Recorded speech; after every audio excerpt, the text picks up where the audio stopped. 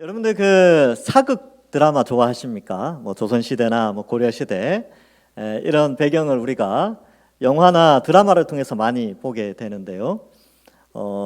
거기에 보면 시대 배경이 다 왕국 시대죠. 왕이 통치하는 시대입니다.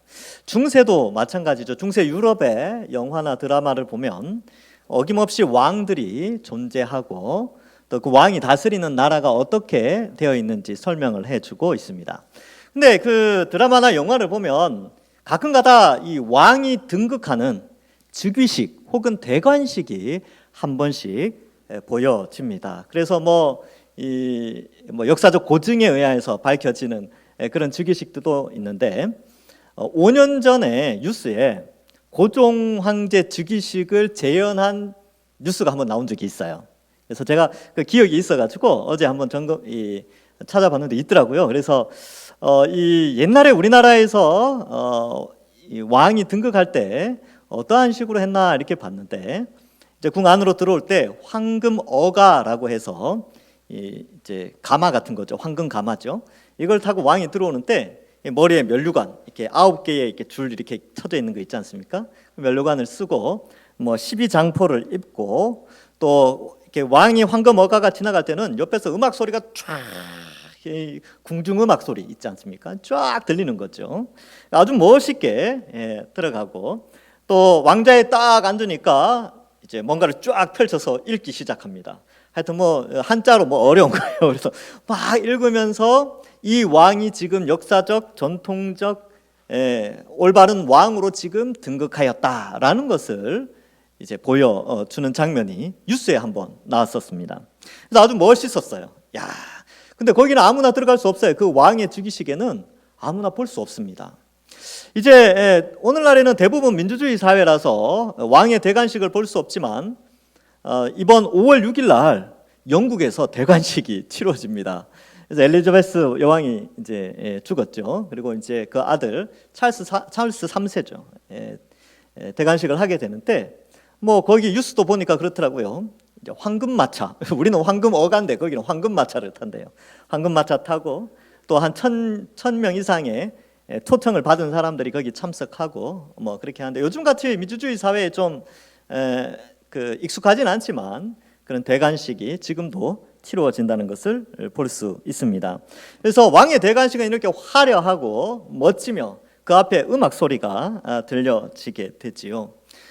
대관식 앞에 이 음악을 통하여서 왕의 즉위를 알리는데 그 음악 소리 역할을 했던 사람이 누구냐 하면 세례 요한입니다.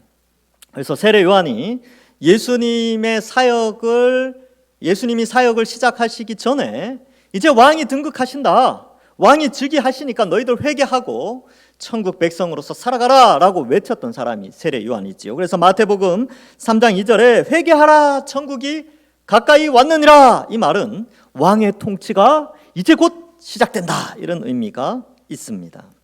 그래서 오늘 여러분 예수님께서 세례를 받으시는 장면이 기록되어져 있는데 오늘 이 장면은요 대관식입니다. 왕의 대관식, 즉위식에 해당되는 것입니다. 아니 왜 이게 대관식이고 즉위식입니까? 그래서 오늘 말씀을 끝까지 잘 들어보시면 아 그렇군요 라고 깨달으실 겁니다. 그리고 여러분들은 지금 비록 2000년 전 역사적 그 예수님의 대관식에 참석하지는 못하였지만 오늘 이 성경을 통하여 마치 우리가 지금 왕의 대관식을 지켜보고 있다라고 생각하시고 오늘 본문 말씀을 함께 살펴보도록 하겠습니다. 자, 13절에 보면 이때라고 되어 있죠. 이때가 언제냐면 세례 요한이 왕이 오신다라고 외치고 있을 그때에 진짜 왕 대신 예수님이 갈릴리로부터 요단강에 이르시게 됩니다. 근데 여기 갈릴리라는 단어를 강조하는 게 모든 복음서에서 다 예수님이 세례 받으실 때 갈릴리에서 오셨다라는 것을 기록하고 있어요.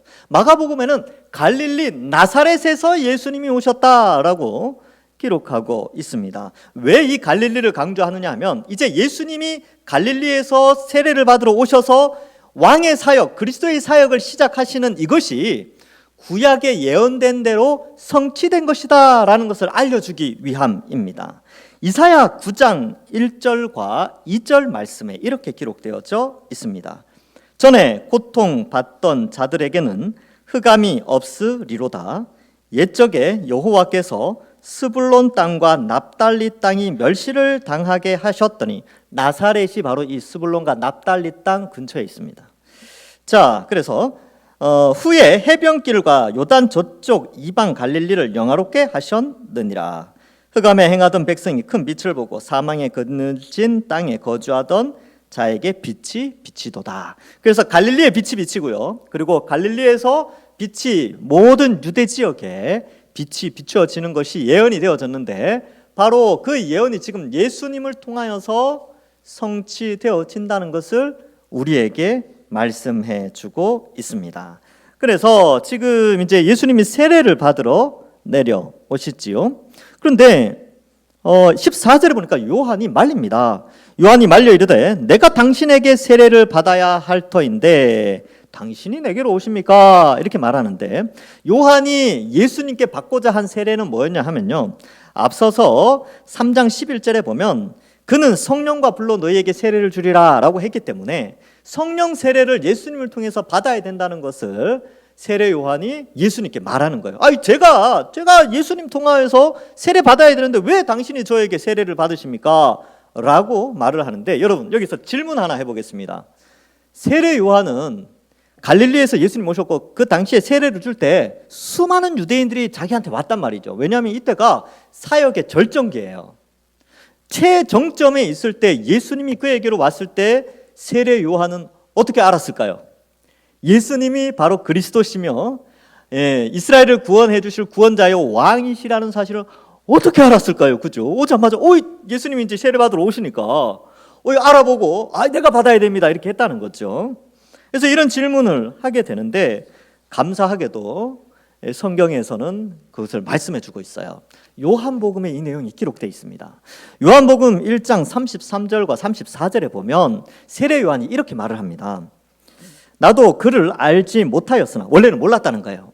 알지 못하였으나 나를 보내어 물로 세례를 베풀라 하신 그이가 하나님이죠. 나에게 말씀하시되 성령이 내려서 누구 위에든지 머무는 것을 보거든 그가 곧 성령으로 세례를 베푸시는 이인 줄을 알라 하셨기에 내가 보고 그가 하나님의 아들이심을 증언하였노라 하니라. 원래 이 요한의 엄마였던 엘리사벳과 또 예수님의 육적인 어머니였던 마리아가 친족 관계입니다. 그래서 누가복음에 보면 이 마리아가 임신하고 임신을 해서 나사렛에서 나와서 유다 땅으로 가서 이 엘리사벳 집에 갑니다. 친족 집에 가죠. 근데 이미 뱃속에 이 세례 요한이 6개월이나 있었어요. 뱃속에, 엄마 뱃속에. 근데 마리아가 딱 오니까 뱃속에 있는 아이가 막 좋아가지고 막 뛰는 거예요. 그 장면이 누가복음에 나옵니다. 그래서 그것을 나타내면서 이제 이 친족 관계에 있지만, 그러나 누가복음에 보면 이 세례 요한이 그 후로는 태어나서 어느 시점에서는 광야에서 빈들에서 생활했다라고 되어 있어요. 그리고 오랜 시간이 지났기 때문에 서로 알아보지 못하는 것이죠. 그런데 성령이 그에게 임하는 걸 보고 깨닫게 됩니다. 물론 그 전에 이미 알았다 할지라도, 친족 관계로 알았다 할지라도 예수님이 그리스도이심을 알지는 못했어요. 왜냐하면 예수님의 동생 야고보도 예수님 부활한 후에 알았거든요. 부활하신 예수님 만나고 알았거든요. 그러니까 세례 요한도 성령이 자기 친족 예수님께 임하는 것을 보기 전에는 그가 메시아인지 알지 못했어요.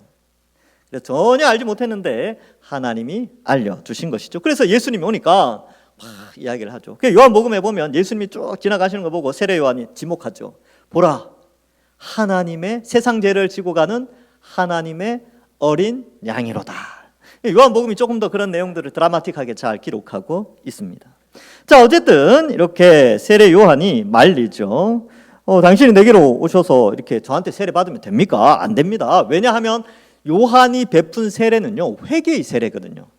죄를 용서하는 세례인데 예수님은 죄가 없으신 분이시잖아요. 그러니까 세례 요한의 입장에서는 아니 세례 받으실 분이 아니고 세례를 베풀어야 되는데 왜 회개의 세례를 받으시려고 합니까? 라고 질문하는 것과 같지요. 이에 대해서 예수님은 15절과 같이 대답하시는데 그 속에 모든 답이 있습니다. 보시면 예수께서 대답하여 이르시되 이제 허락하라. 우리가 이와 같이 하여 모든 의를 이루는 것이 합당하니라. 이렇게 기록하고 있습니다. 즉 모든 의를 이루기 위함이다라는 것이죠. 자, 세례 요한은 이 땅에 올 때요, 어떤 사명을 가지고 태어났느냐 하면 예수님의 길을 준비하는 과정이었어요. 근데 그 사명은 광야의 소리와 같아서 외치고 사라지는 겁니다. 아까 대관식 할 때 음악 소리가 있다 그랬죠.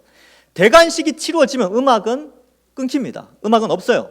대관식이 끝나면 왕은 이제 왕의 공적 임무를 취하는데 일할 때마다 음악이 들려서는 안 되지 않습니까? 그렇죠? 일을 해야죠. 근데 취임식 때는, 왕의 즉위식 때는 음악이 있어야 되죠. 바로 이 세례 요한이 그 역할을 감당하는 것입니다.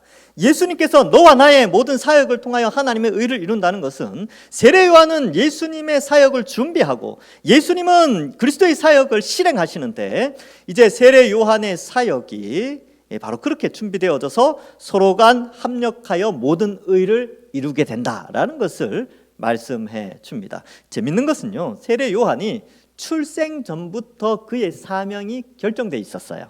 누가복음 1장 15절부터 17절에 보면 천사가 세례 요한의 아버지 사가랴에게 이렇게 말을 해요.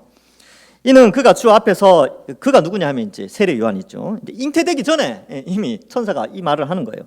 그가 주 앞에서 큰 자가 되며 포도주나 독한 술을 마시지 아니하며 모태로부터 성령의 충만함을 받아 이스라엘 자손을 주 곧 그들의 하나님께로 많이 돌아오게 하겠습니다. 그가 또 엘리야의 심령과 능력으로 주 앞에서 먼저 와서 아버지의 마음을 자식에게 거스르는 자를 의인의 슬기에 돌아오게 하고 주를 위하여 세운 백성을 준비하리라. 출생 전에 이미 천사가 이 세례 요한의 사명을 다 알려주게 됩니다. 그래서 모든 의를 이루는 것이지요. 그래서 예수님은 어떻습니까? 이제 여러분 이 3장 앞에는 예수님의 유아 시절, 영유아 시절만 기록되어 있어요. 그리고 30년 동안 부모님 밑에서 목수의 일을 아주 열심히 하셨겠지요. 일을 열심히 하고 부모를 돕고 그렇게 살다가 때가 되어서 드디어 그리스도의 사역, 메시아의 사역, 곧 왕으로서, 선지자로서, 제사장으로서의 사역을 시작하게 됩니다. 이것을 공생애라고 하고, 공생애를 시작하기 위한 즉위식, 대관식이 바로 이 세례를 받는 장면이 되는 것입니다. 자, 그래서 요한이 허락하죠. 예수께서 세례를 받으시고 물에서 올라오실 새 하늘이 열리고 하나님의 성령이 비둘기같이 내려 자기 위에 임하심을 보시더니, 이렇게 기록하고 있습니다. 자, 여러분 예수님이 세례를 받으시는 것은 몇 가지 의미가 있습니다. 그래서 내용은, 이 본문은 그렇게 어려운 본문은 아닙니다. 우리가 충분히 머릿속으로 상상할 수 있는 본문인데 이것이 주는 의미를 좀 생각해 볼 필요가 있습니다. 첫 번째 의미는요, 이 세례 요한이 베푸는 세례는 원래는 죄를 사하는 세례예요. 근데 예수님은 죄가 없으시잖아요. 그럼 세례를 받을 필요가 없는데 왜 세례를 받았냐 하면 예수님이 온 인류의 죄의 형벌을 짊어지시고 십자가에서 죽으시기 때문에 예수님을 통하여서 예수님이 죄의 짐을 가지고 이제 그 죄를 없애기 위해서 사역을 시작하기 때문에 죄 용서함의 세례를 받음으로 말미암아 예수님의 사역의 의미, 그 십자가의 의미를 더욱더 드러낸다는 것입니다. 예수님은 우리의 죄의 형벌, 우리의 모든 죄짐, 죄의 책임을 짊어지시고 세례 요한 앞에 가서 죄 사함, 즉 인류의 죄의 사함을 받고 물에 들어갔다가 올라오면서 모든 죄 사함의 은혜를 주신다는 상징적인 이런 세례식을 감당하게 되는 것이죠. 물론 이 세례는 뭐 다음 주에도 우리가 세례식을 보게 되겠지만, 이런 세례는요, 지금은 이제 머리에 물을 이렇게 살짝 적시잖아요. 예전엔 2000년 전에 그렇게 하지 않았습니다. 요단강에 들어가가지고 물에 쑥 들어갔다가 올라오게 됐죠. 그래서 이 세례 요한이 그날 조금 기분이 좀 달랐을 수도 있어요. 어떤 사람 좀 오래 집어넣었다가 빼고, 어떤 사람은 사람 많이 서 있으니까 아유 바쁘구나 하고 빨리 꺼냈을 수도 있겠죠. 근데 중요한 의미는 뭐냐면 머리 끝까지 쑥 들어갔다가 나오는 거예요. 들어갈 때는 죄 때문에 내가 죽었습니다 하고 들어가고요. 나올 때는 하나님의 은혜로 내가 살았습니다 하고 나오는 것이 바로 당시의 세례였죠. 그러니까 오늘날에도 이런 이 세례 형식이 남아있는 교단이 있습니다. 이 침례 교단이 그렇게 하지요. 그런데 과거에 이제 많은 숫자의 성도들이 세례를 받는데 여러분 침례하는 시간이 얼마나 시간이 오래 걸리겠습니까? 생각을 해보세요. 옷도 갈아입어야 되고 또 다 해야 되고 불편하니까 우리 개혁주의에서는 간단하게 그렇게 이제 세례를 주는 것으로 정하게 되었습니다. 어쨌든 의미가 그렇게 되는 거죠. 우리의 모든 죄짐을 가지고 예수님이 대신 죽으시고 그리고 물에서 올라오실 때는 새 생명으로 부활의 영광으로 이제 올라와서 우리에게 새 생명을 주신다라는 첫 번째 의미가 있고요. 두 번째 의미는요. 이 예수님이 세례를 받으심으로 말미암아 왕으로 제사장으로 선지자로 등극하게 되는데 특별히 성령이 비둘기같이 예수님 위에 내려집니다. 실제로 비둘기가 내린 건 아니에요. 그렇게 생각하시는 분들인데 비둘기는 뭐 이렇게 내린 게 아니에요. 비둘기같이. 그러니까 문학적인 표현인데 아주 순결하게 아주 그렇게 성령이 오셨다라는 것을 세례 요한이 볼 수 있었던 것이죠. 그래서 이 성령이 오셨다라는 것은 구약에 예언된 새 언약이 성취되었다라는 의미가 있습니다. 하나님께서 구약 시대 때 몇 가지 언약들을 말씀하셨거든요. 왜 언약을 주시냐면 하나님께서 하나님 왕국을 이루겠다. 내가 확실히 이루겠다라는 약속을 한 번씩 해주세요. 그리고 마지막에 한 약속, 구약 시대 때 마지막에 한 약속이 새 언약인데 새 언약의 말씀에 보면 이런 말씀이 있습니다.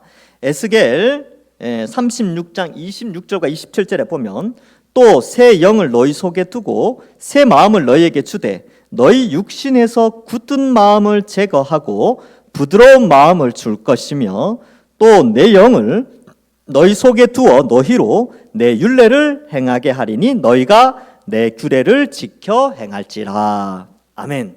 여러분 이 말씀이 뭐냐 하면 구약시대 때 사람들이요 하나님의 법을 잘 못 지켰어요. 그러니까 하나님이 말세 하나님 나라가 임하면 내가 각 사람에게 성령을 부어줘서 하나님의 말씀대로 살도록 은혜를 베풀겠다라고 한 거예요. 그러면 성령이 임했다라는 것은 새 시대 하나님이 약속한 하나님 나라가 시작되었다라는 의미가 있습니다.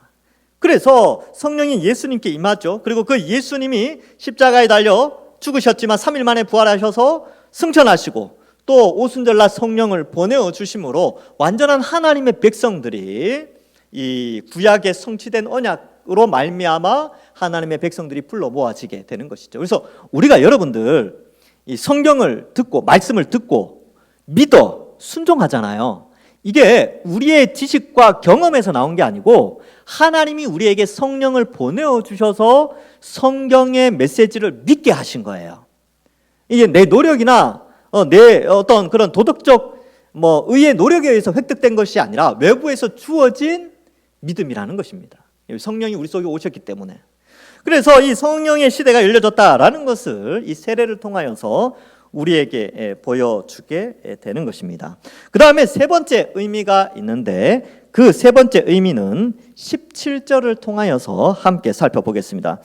17절에 보면 하늘로부터 소리가 있어 말씀하시되 이는 내 사랑하는 아들이요 내 기뻐하는 자라 하시니라. 여러분 대관식 때 마지막에 선포하는 장면이 있어요. 이거는 어느 나라나 마찬가지입니다. 조선시대 때 왕이 등극했을 때 뭔가 선포한다 그랬죠. 여러분 이번에 아마 영국에서 대관식 하고 나면 또 무슨 조항 같은 걸 읽을 거예요. 이게 뭐냐면 선포문이거든요. 왕으로 누가 등극했다라는 선포문인데 마찬가지로 예수님이 이제 그리스도의 사역, 왕의 사역을 시작한다라고 할 때에 누군가는 그것을 선포해야 되는데 누가 그것을 선포하느냐 하면 성부 하나님께서 하늘에서 음성을 들려주셔서 예수님이 왕으로 등극하셨다라는 것을 선포하신다는 것이지요.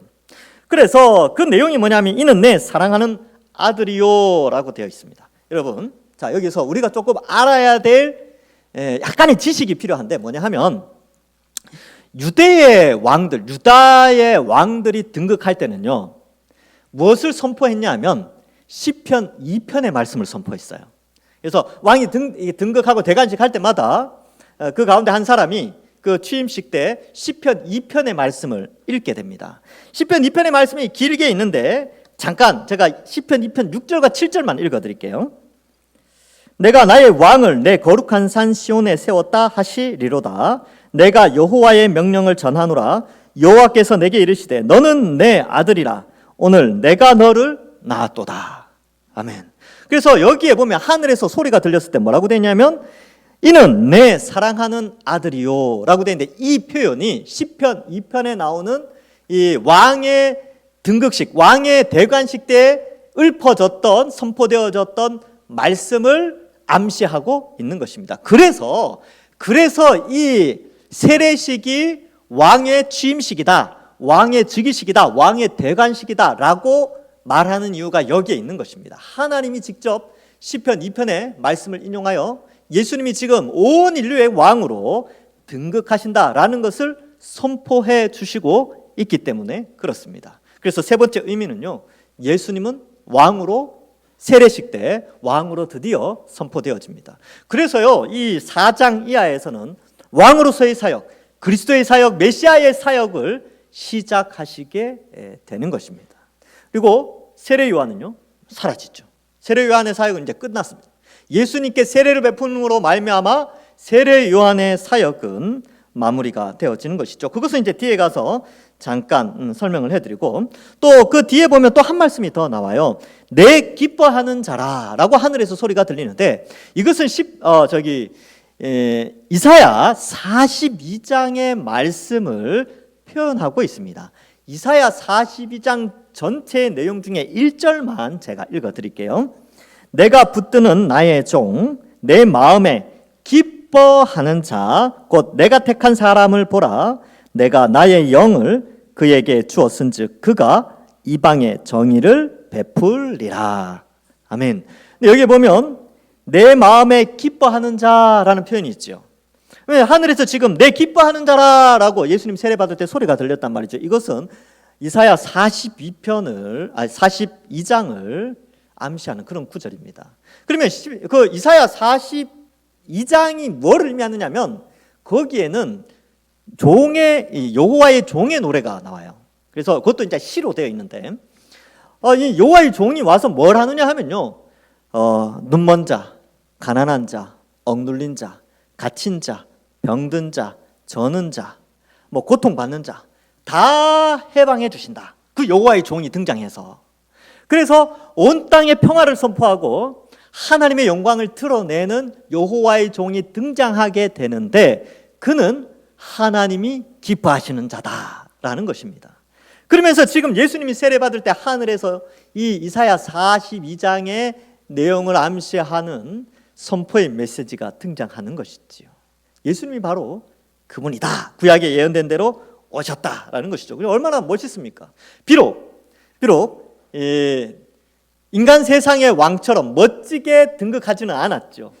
이제 선포하는 사람도, 알려주는 사람도 낙타토롯 입고 가죽티 튀고 광야에서 메뚜기 석청 먹으면서 이제 광야 생활을 했으니까 얼마나 깨끗했겠습니까? 그냥 좀 냄새도 날 수도 있고 좀 지저분했을 수도 있지요. 그리고 왕의 음악이 아니라 그냥 선포하는 메시지만 있었고요. 또 그랬죠. 그 화려한 왕궁에 있는 사람들은 아무도 세례를 받으러 오지 않았습니다. 누추한 사람들이 많았죠. 왕의 대관식이라고 했죠. 요단강물에 들어갔다 나오는 그 정도였는데, 근데 하나님이 그 대관식 가운데 직접 선포를 해 주신 것입니다. 아마 화려하진 않았겠죠. 그러나 우리 여기 앉아 있는 분들은 이 대관식에 다 지금 그 장면을 목격하고 있는 것입니다. 자, 그래서 세례 요한과 예수님이 모든 의를 이루게 되는데, 세례 요한은 이제 역사 속에서 사라지게 됩니다. 누가복음에서는 이 세례 장면 후에 이 세례 요한의 행적을 잠깐 기록하고 있습니다. 누가복음 3장 18절부터 20절에 또 그 밖에 여러 가지로 권하여 백성에게 좋은 소식을 전하였으나, 세례 요한이 그랬다는 것이죠. 분봉왕 헤롯은 그의 동생의 아내 헤로디아의 일과 또 자기의 행한 모든 악한 일로 말미암아 요한에게 책망을 받고, 요한이요 왕에게 왕 잘못했습니다 막 소리를 질렀어요. 선지자의 역할을 감당한 것이죠.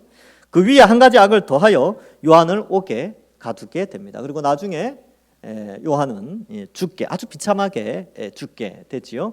그러나 예수님은 이제 본격적인 사역을 감당하게 됩니다. 그래서 요한의 이 행적을 보면 정말 소리로의 역할, 왕의 대관식을 준비하고 왕을 준비하는 역할을 충실히 다하고 자신의 사명의 정점에서 내려오게 되는 그러한 멋진 모습을 우리에게 보여주고 있습니다. 여러분, 이 오늘의 이 메시지를 통해서 우리가 생각해 볼 것이 몇 가지가 있습니다. 첫 번째는요, 예수님께서 세례를 받으신 것은 바로 원래는 세례 안 받으셔도 되지만 우리의 죄를 대신 지시고 우리를 정결케 하기 위하여 대표적으로 세례를 받으신 것입니다. 우리를 정결케 하신 사건은 이 세례 사건이 아니라 사실은 나중에 십자가에 달려 우리의 죄의 형벌, 그러니까 우리가 벌받아 하나님을 반역해서 육체가 죽고 지옥의 형벌을 받아야 되는데 예수님이 대신 육체가 죽으시고 지옥의 고통을 십자가에서 대신 받으심으로 우리의 죄의 형벌을 대신 담당해 주셨습니다. 감사한 것은 그 사실을 믿는 사람은 성령을 통하여서 그 복음의 메시지가 들려져서 믿어지고 믿는 사람은요, 죄 용서함을 받는 축복을 받게 됩니다. 회개하여 하나님 앞에서 죄 용서함을 받고 의인으로서 살아가는 은혜를 베풀어 주셨는데 그 모든 것이 이 세례로부터 시작해서 십자가로 이루어지는 그 예수님의 사역인 것이죠. 두 번째 의미는 예수님은 바로 왕으로 이 땅에 오셨습니다. 제사장으로, 선지자로서. 과거에 구약시대 때 왕과 제사장과 선지자는 등극을 할 때에 머리에 기름을 부었어요. 우리가 생각하는 그런 기름이 아니고 이 순전한 올리브 기름에 향품을 섞어서, 그러니까 아주 값비싼 이 향을 섞어서 기름을 만듭니다. 그리고 그것을 머리에 부으면요, 그가 움직일 때마다 모든 사람들이 그 향을 맡고 그 사람을 높이게 되는데 그 머리에 기름을 붓는 것이 바로 왕이 즉위식 할 때, 그리고 제사장이 다음 제사장에게 물려줄 때, 그리고 선지자가 다음 제사장에게 그 선지의 사명을 물려줄 때 바로 이러한 일들이 일어난 것이죠. 근데 예수님은 성령께서 오셔서 성령의 기름 부으심으로 왕의 사역을 감당하게 된 것입니다. 뿐만 아니라 이 예수님께서는 이제 그 사명을 감당하시기 위하여서 본격적으로 이제 활동을 하시게 되는 것이지요. 그리고 우리는 어떻게 해야 되느냐? 예수님이 우리의 왕으로 오셨기 때문에 그 예수님께 순종하고 예수님이 왕으로 이 땅에 오셨다는 것을 인정하고 왕으로 섬겨야 됩니다. 근데 여러분, 이게 우리에게는 안 익숙해요. 왜냐하면 우리는 왕 밑에서 살아본 적이 단 한 번도 없기 때문에 그렇습니다. 우리는 나면서부터 민주주의 국가에서 태어났죠. 그러니까 국민 주권 사상에 의해서 살아왔기 때문에 어떤 한 사람의 주권에게 집중되어져 있는 왕정 아래 살아본 적이 없기 때문에 순종하며 산다, 왕이신 하나님께 순종하며 산다는 것이 단 한 번도 체험되어진 적이 없기 때문에 굉장히 신앙생활이 어렵습니다. 신앙생활이 힘들어요. 왜냐하면 끊임없이 자기 주권 사상과 예수님의 주권 사상 사이에 갈등하면서 싸우며 살아가기 때문에 그렇습니다. 그런데요, 우리가 간접적으로 알 수 있는 것은 영화나 이런 데 보면 왕이 명령을 했는데 안 지키면 어떻게 됩니까? 다 죽죠. 똑같아요. 우리가 예수님을 왕으로 고백하고 예수님을 주님이라고 고백하면서 살아간다는 것이 바로 그겁니다. 하나님의 뜻대로 성경에 기록된 하나님의 법대로 살아가는 것이 바로 그의 백성의 살아가는 자격이지요. 근데 이 왕은 은혜로우셔가지고 우리가 때로는 불순종하지만 용서를 구하면요, 다 용서해 주신대요. 참 은혜로운 왕이지요. 네, 그것도 그분의 이름으로, 예수님의 이름으로 기도하는 모든 죄는 다 용서해 주신답니다. 어쨌든 중요한 것은 우리에게 요구하시는 것은 왕의 뜻에 순종하는 거예요. 왕으로 인정하는 것이죠. 그러니까 우리가 한 주간 어떻게 살아가야 되겠습니까? 왕이신 예수님이, 하나님이 우리에게 말씀을 통하여 야, 말씀 좀 읽어라, 성경 좀 읽고 하나님이 뭘 좋아하시는지 뭘 기뻐하시는지 좀 알아가라, 하나님이 어떤 분인지 좀 알아가기를 원한다, 교회에게 요구하시는 것이 그런 것들입니다. 그러면 우리가 왕에게 순종한다면 먼저 여러분 성경 읽으셔야죠. 집에 주일날 일주일에 한 번 집에서 나오실 때 먼저 한번 툭 털고 나오시는 게 아니고 매일매일 펼쳐가지고 읽는 거죠. 두 번째로 기도하셔야죠. 왕으로 인정한다는 것은 왕을 의지한다는 겁니다. 내 힘으로 살지 않는다는 거예요. 기도 안 하는 사람들의 특징은 그 머릿속에 뭐가 있냐면 나는 하나님 힘 없어도 난 잘 살 수 있어, 이런 마음이 있으면 기도 안 해요. 근데 나의 스펙이나 내가 가진 경제력이나 나의 지식이나 경험으로도 이 세상은 살아가기 힘들어. 하나님 없이는 나는 살 수 없어. 이런 사람들은 기도합니다. 이런 사람들이 또한 기도하는 것이죠. 그러니까 우리는 매일매일 기도해야 돼요. 그것이 바로 하나님이 우리에게 요구하시는 바입니다. 기도하라. 항상 기도하는, 쉬지 말고 기도하라 라고 하는 것이 그런 이유죠. 그 다음에 세 번째로 전도하셔야죠. 예수님이 전도하라고 하셨잖아요. 우리 주변에 예수님 믿지 않는 사람들에게 전도하셔야죠. 네. 저는 불신자가 저랑 친하지 않아요. 목사니까. 그리고 매일 교회 왔다 갔다 하지. 제가 만나는 분들은 다 여러분들이잖아요. 제가 전도할 수 있는 것은요, 목요일 날 우리 부목사님하고 같이 나가서 전도지 나눠주는 것 외에는 없습니다. 여러분들은 주변에 불신자들 많이 있잖아요. 그래서 관계를 잘 맺으셔가지고 어떻게 쓰든지 지혜를 잘 짜내서 전도하셔야 됩니다. 그것도 왕의 뜻에 순종하는 것이죠. 그게 가정에 있다면 가정에, 또 주변에 있다면 주변에 같이 구원받아야 될 거 아닙니까? 그렇죠? 그리고 이번 한 주간, 다음 주 성찬식 아닙니까? 이번 한 주간은 지난주보다는 좀 거룩하게 삽시다. 이번 한 주간은 좀 화가 나더라도 한 번쯤 참읍시다. 또 이 말 했다고 한 번만 참지 말고 꾸준히 잘 참고 인내하며, 아, 주님도 나에게 이렇게 참아주셨는데 나도 참자. 또 이번 한 주간은 오히려 더 거룩한 삶, 다른 사람에게 덕을 베풀고 그리스도의 향기를 드러내는 그러한 삶을 살면서 우리가 또 성찬을 준비한다면 더 의미가 있습니다. 말씀을 맺습니다. 여러분, 우리는 예수님을 왕으로 섬기며 예수님이 우리의 그리스도이심을 인정하며 살아가는 자들입니다. 이번 한 주간 우리도 세례 요한처럼 주님 다시 오실 날 멀지 않았기 때문에 복음 전하며 살고, 또 하나님을 더 알아가기 위하여 말씀을 가까이 하고 하나님 의지하여 기도하고, 또 죽어가는 영혼들 불쌍히 여기며 전도하면서 죄악과 싸워 승리하며 이번 한 주간 온전히 살아가시는 우리 모든 주의 백성들 되기를 주님의 이름으로 간절히 축원합니다. 기도하겠습니다. 하나님 감사합니다. 예수님이 이 땅에 오셔서 온 인류의 왕으로, 새 이스라엘의 왕으로 또 즉위하시고 또 그 사역을 시작하심으로 말미암아 많은 사람들을 옳은 길로 또 하나님 백성으로 이끌어 주시니 감사합니다. 예수님의 십자가를 생각하면서 우리도 그 은혜를 기억하고 예수님이 왕 되심을 우리가 인정하면서 왕 되신 예수님의 뜻에 따라서 순종하며 살게 하시고, 이번 한 주간도 하나님 나라의 백성답게 거룩하게 또 하나님과 깊은 교제 가운데 살아가는 저희들 다 되게 축복하여 주옵소서. 지난주보다 이번 주 더 거룩하게 살도록 이끌어 주시고 또 우리가 그렇게 결심하며 살아갈 수 있도록 인도하여 주실 줄 믿사오며 예수님의 이름으로 기도하옵나이다. 아멘.